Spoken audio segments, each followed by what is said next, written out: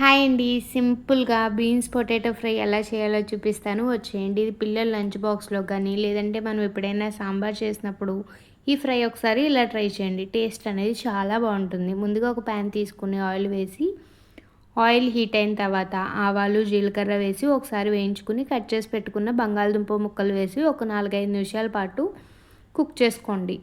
4, 5 నిమిషాల తర్వాత కట్ చేసి పెట్టుకున్న బీన్స్ ముక్కలు కూడా వేసి కొంచెం పసుపు, అలాగే మీ రుచికి తగినంత ఉప్పు వేసి ఒకసారి బాగా కలుపుకొని మూత పెట్టి ఒక 10-15 మినిట్స్ పాటు మగ్గించుకోండి.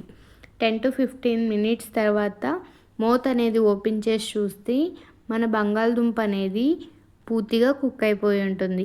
ఇప్పుడు 1 స్పూన్ వరకు కారం, అలాగే వేయించి పొడి చేసి పెట్టుకున్న ధనియాలు, జీలకర్ర పొడి, కొంచెం కొత్తిమీర వేసుకొని ఒకసారి ఫ్రై చేసుకుంటే బీన్స్ పొటాటో ఫ్రై అనేది రెడీ. ఇలా ఒకసారి ట్రై చేయండి. Thank you for watching. Please like, share and subscribe.